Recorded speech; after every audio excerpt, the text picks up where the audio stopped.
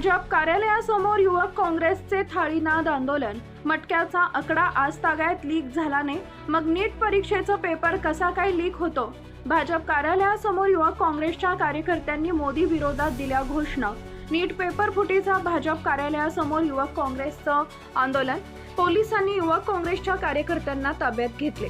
नीट paper फुटीचं प्रकरण भलतंच तापत चाललंय. रविवारी सकाळी 11:30च्या सुमारास सोलापुरात युवक काँग्रेसच्या वतीनं भाजप कार्यालयासमोर निदर्शने करण्यात आली. युवक काँग्रेसचे पदाधिकारी व कार्यकर्ते थाळी वाजवत भाजप कार्यालयाकडे आले. मोदी वीक पेपर लीक अशा घोषणा देत केंद्र सरकारचा निषेध केला.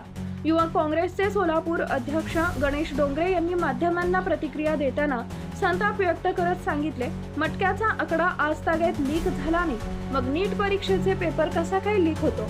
मुळात देशाचे पंतप्रधान यांचीच पदवी बनावट आहे, त्यामुळे शिक्षणाचा भोंगळ कारभार सुरू आहे. पोलिसांनी काँग्रेस कार्यकर्त्यांना घेतले ताब्यात. युवक काँग्रेसचे कार्यकर्ते व पदाधिकारी भाजप कार्यालयासमोर आंदोलन करणार असल्यानं मोठा पोलीस बंदोबस्त तैनात केला होता. सिव्हिल चौक ते भाजप कार्यालय या ठिकाणी पोलीस अधिकारी व कर्मचारी बंदोबस्तासाठी तैनात केले होते.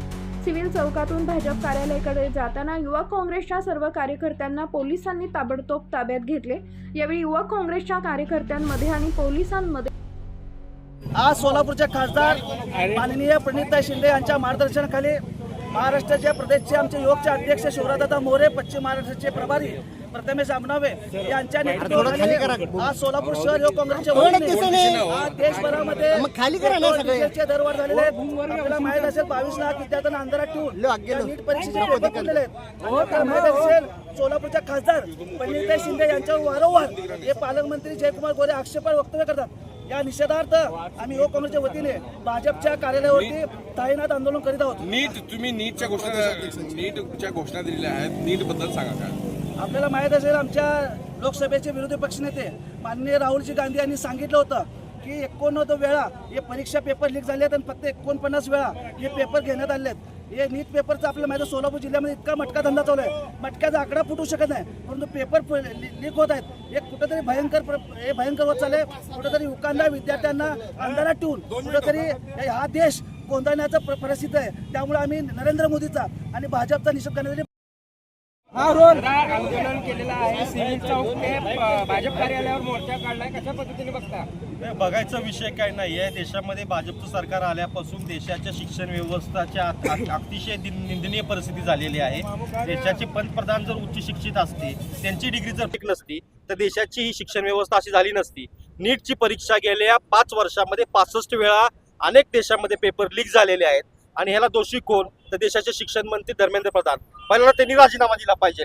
या देशाच्या 22 लाख विद्यार्थ्यांची माफी मागितली पाहिजे. त्यांच्या 44 लाख पालकांची माफी मागितली पाहिजे. कारण का आपला पाल्य जेव्हा शिकतं तेव्हा आपला पालक असतो, तो एज्युकेशन लोन घेतो, आपलं सोनं गहाण ठेवतो, आपल्या छोट्या छोट्या ज्या अडचणी आहेत, आपल्या छोट्या छोट्या आनंद आहेत, ते सगळं कॉम्प्रोमाइज करून आपल्या विद्यार्थ्याला शिकवण्याचं काम आपले पालक करत असतात. त्यांना देखील अंधारात ठेवण्याचं काम या सरकारने केलेलं आहे. आता देशामध्ये 3 विद्यार्थ्यांनी या लिकेज झाल्यामुळे आत्महत्या केलेल्या आहेत. त्याचा दोषीदार कोण तर धर्मेंद्र प्रधान यांनी नैतिक जबाबदारी स्वीकारून पदाचा राजीनामा दिला पाहिजे. देशाच्या पंतप्रधानांनी यामध्ये हस्तक्षेप केला पाहिजे.